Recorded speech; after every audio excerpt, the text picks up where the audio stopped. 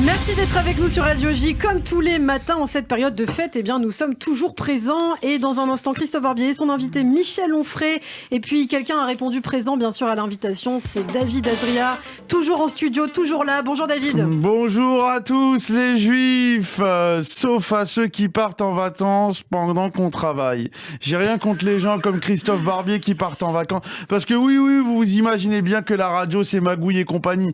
Tu appelles le petit réalisateur, la Greg, paquet de chocolat Kinder, il te cale 3 comblages, 2 interviews, enregistre et c'est bon, tout le monde il est bien, tout le monde il est gentil. Mais moi je parle vrai, moi je vais parler maintenant, je vais vous dire tout haut ce que tout le monde pense tout bas.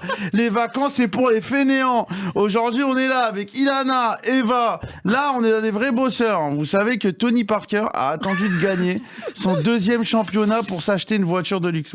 Sans transition là. Ouais, non mais c'est pour vous montrer que okay. Il y a une transition. Que quoi? Il faut travailler dur pour gagner dur.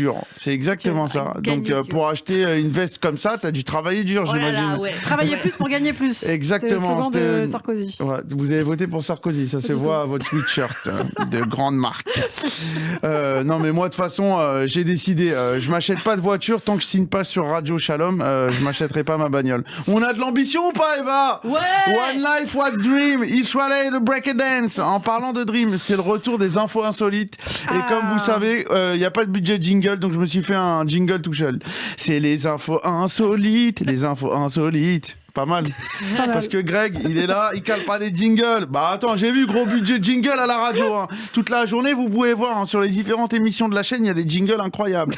Première info, Ilana. Alors ça commence. À l'hôpital de Toulon, il y a dû avoir une évacuation. Pourquoi l'hôpital a été évacué ce week-end? Alerte à la bombe, classique, je comprends, mais pourquoi? Je sais. Je peux le dire ou pas? Oui, mais bien sûr, c'est les infos. Alors, il y a un monsieur âgé qui s'est inséré un obus dans les fesses. Bravo, Ilana! Mais que faites-vous de vos journées? Non, mais là, pour avoir cette info, Eva, on est d'accord, pour avoir rien à faire de sa journée, voilà. Tu vois, Eva, c'est quelqu'un, elle a une tenue, elle a un tailleur, elle bosse les infos, elle a pas cette vraie... C'est une info. Je vois tout, je regarde tout. Alors, je vous explique. Samedi 17 décembre, à 21h, urgence de Sainte-Muse à Toulon, un homme de 88 ans, effectivement, un vieux monsieur, se présente au personnel hospitalier et indique qu'il a un obus coincé dans son anus. C'est incroyable. C'est Var Matin qui a raconté ça. Bah, alors même que le patient assurait que l'obus était démilitarisé, l'hôpital a tout de même fait fermer tous ses services, évacuer tout le monde et ils ont fait une séance de déminage à l'extérieur de l'hôpital. C'est fou. Ça veut dire qu'ils ont délogé tout le monde de l'hôpital. Ouais, juste pour un déminage local. C'est incroyable. Non, mais pendant quelques heures, les patients ont dû être réorientés vers les autres services d'urgence de la ville. Et du coup, le SAMU a dressé une tente devant l'hôpital et ils ont rassuré tout le monde en disant que c'était un obus de collection de Première Guerre mondiale. Vous l'avez vu l'obus? Il est vraiment très gros. Il est énorme parce qu'il y a des photos. Ça restera dans les annales. Oh là là, bah, tu feras la chronique vendredi matin à la place de Myriam Barouk parce qu'on a besoin de toi.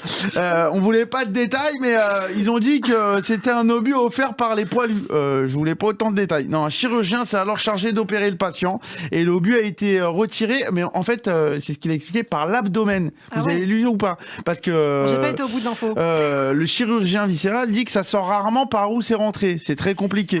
Donc le chirurgien, ils lui ont ouvert l'abdomen. Non, mais plus de peur que de mal. Le patient est en bonne santé. Quand même à 88 ans, c'est quand même... Oui, bon, un obus quand même. Donc moi, j'ai une petite info. Quels sont les 10 objets qu'on recense dans l'hôpital de personnes qui auraient fait comme ce vieux monsieur? Alors on n'a plus beaucoup de temps, mais je dirais une fourchette. Alors non, une fourchette, non. On a encore 30 secondes. Aubergine, non. Des jouets d'enfants? Alors, en top 3, un jouet d'enfant, c'est le top 1, exactement. Ouais, j'imagine bien. Buzz l'éclair. Tous les enfants qui se mettent des Legos dans la bouche. Exactement. Le top 1, c'est un Buzz l'éclair, le jouet d'enfant de notre enfance. Buzz l'éclair et Woody. Oui, voilà, super. Le son de Greg. Buzz l'éclair, t'as pas dû voir beaucoup de choses dans ta vie. Et le deuxième, c'était un verre à bière. Donc voilà, si vous avez des idées incongrues, je sais pas, mais ne faites surtout pas ça. En tout cas, si vous allez en vacances, comme disait un célèbre proverbe africain, si toi manger une noix de coco, fais confiance à ton anus. À demain. Merci beaucoup, David Azria. Très poétique ce matin. Vous restez avec nous tout de suite. L'invité de Christophe Barbier, c'est Michel Onfray. Radio J, le 6-9, Ilana